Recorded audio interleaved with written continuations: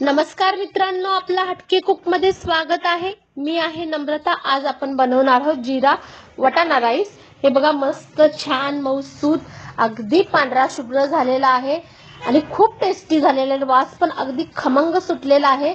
कशी बनवायची पद्धत आपण बघूया।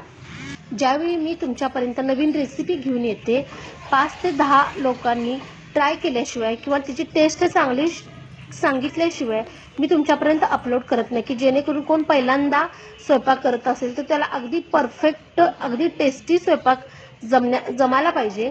म्हणून आम्ही हा पहिला पदार्थ टेस्ट करून सगळ्यांना आवडला तरच हा व्हिडिओ आम्ही अपलोड करतो। मला तुम्हाला एक सांगायचं आहे की माझा व्हिडिओ 73% लोक रोज रिपीट बघतात, पण मला सबस्क्राइब करत नाही। प्लीज मला सबस्क्राइब करा। तुमच्या एका सबस्क्राइबमुळे माझा फुल कॉन्फिडन्स वाढतोय आणि तुमच्यापर्यंत नवीन पदार्थ घेऊन येण्याचा माझा उत्साह निर्माण होतोय। प्लीज मला सबस्क्राइब करा। आज आपण व्हेज वटाणा जिरा राईस करणार आहे। याच्यासाठी लागणारं साहित्य: कांदा एक घेतलेला आहे, टोमॅटो एक घेतलेला आहे, खडा मसाला सगळे घेतलेले आहेत। तुम्ही प्रत्येकी 3-3 किंवा 4-4 तुम्ही तुमच्या अंदाजानुसार घेऊ शकता। तेजपत्ता घेतलेला आहे, कढीपत्ता घेतलेला आहे, कस्तुरी मेथी घेतलेली आहे, जिरे मी 2 चमचे किंवा 3, तुम्हाला जर जास्त पाहिजे असेल तर तुम्ही 3 चमचे घेऊ शकता।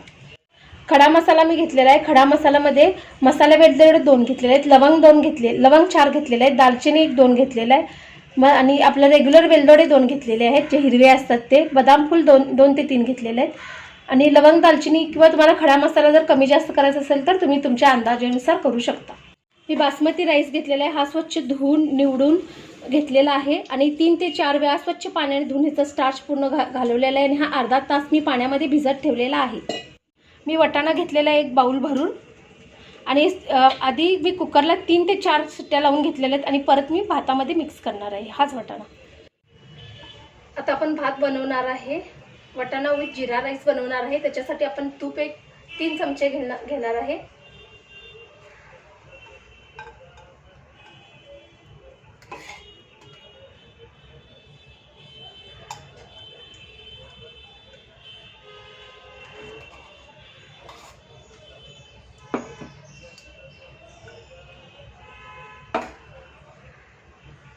तूप थोडंसं तापलं की आपण याच्यामध्ये कांदा घालणार आहे।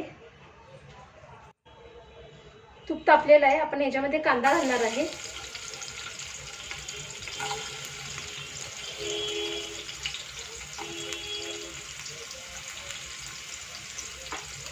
कांदा 2 मिनिटं परतून घ्यायचा, जास्त परतून नाही घ्यायचा कांदा, कारण कांदा आपल्याला करपू द्यायचा नाहीये। हे बघा, कांदा अगदी छान म्हणजे जरा सॉफ्ट झालेला आहे। मग आपण ह्याच्यामध्ये की नाही काजू घालणार आहे, कस्तुरी मेथी घालणार आहे अशी पसरून, कढीपत्ता घालणार आहे, तेजपत्ता घालणार आहे, जिरं घालणार आहे, खडा मसाला जो तुम्हाला मी सांगितलेला आहे तो सगळा घालणार आहे याच्यामध्ये, आणि हे 2 मिनिटं असे परतून घेणार आहे। जास्त परतणार नाहीये, कारण करपण्याची खडा मसाला शक्यता असते। मी लगेच टोमॅटो घालून घेणार आहे याच्यामध्ये।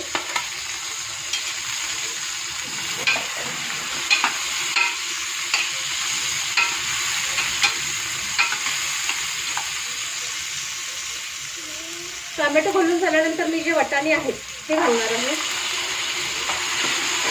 पण आपल्याला भात बनवायचा आहे म्हटल्यावर टोमॅटो खडा मसाला हे अगदी फ्लेवर पूर्ण भातामध्ये उतरते, ते फक्त जस्ट असं हलवून घेणार आहे। त्याच्यानंतर लगेचच आपण राईस घालणार आहे।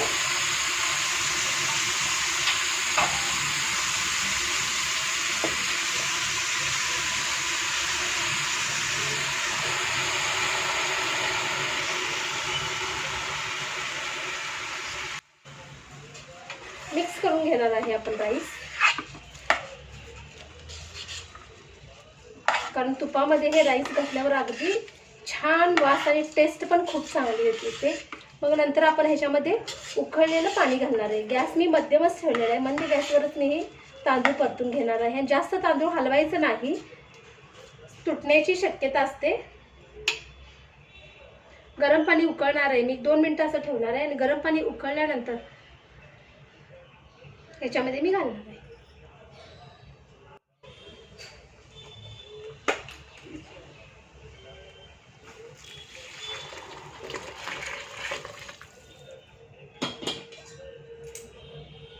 अगदी मी खळखळ उकळतं पाणी घातलेलं आहे याच्यामध्ये आणि असं मिक्स करून घ्यायचं, म्हणजे भात कुठं लागणार नाही, कुठं लागण्याची शक्यता लागणार. साईडला जे तांदूळ वगैरे लागलेले आहे ते सुद्धा ह्या पाण्यामध्ये मिक्स करून घ्यायची व्यवस्थित.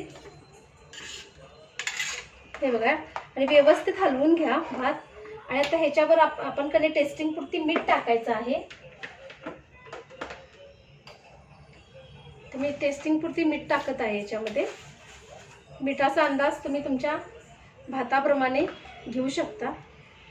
आणि ह्याच्यावर मीठ टाकल्यानंतर मी लिंबू पिळणार आहे. लिंबू पिळला की एक प्रकारची टेस्टिंग खूपच चांगली येते भाताला.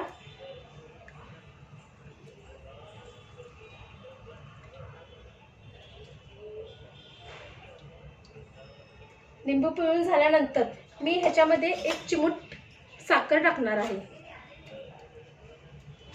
आणि लगेचच 1 चमचा तूप घालणार आहे की भात आपला छान होतो आणि टेस्टिंग पण मस्त येते याला. आणि परत मी थोडंसं हे मिक्स करून घेणार आहे. आणि हा भात 1 शिट्टीमध्ये शिजतो आणि टेस्ट पण खूप छान होते. हे तुम्ही जरूर करून बघा. अगदी सिंपल, कमी प्रमाणात मसाला वगैरे मी काही न यूज करता हा भात टेस्टिंगला खूप छान आणि मस्त लागतो. आणि आपण 1 शिट्टी झाली की हा आपला भात शिजतो. आता आपण कुकर बंद करून घेऊया आणि 1 शिट्टी झाली की गॅस बंद करूया.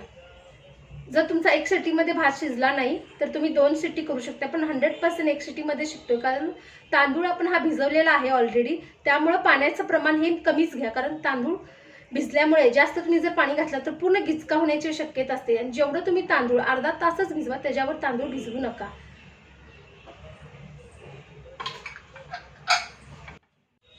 हे बघा, आपलं कुकर अगदी थंड झालेला आहे. आपण उघडून बघूया भात कसा झालाय तो. हे बघा, इतका मस्त भात झालेला आहे, अगदी सुटसुटीत आणि दिसायला पण खूपच छान झालेला आहे. हा वाटाणा राईस, वाटाणा जिरा राईस अगदी मस्त खुलून दिसतोय. असं वाटतंय की आता प्रत्यक्ष बघता क्षणी खाण्याची इच्छा व्हायला लागली.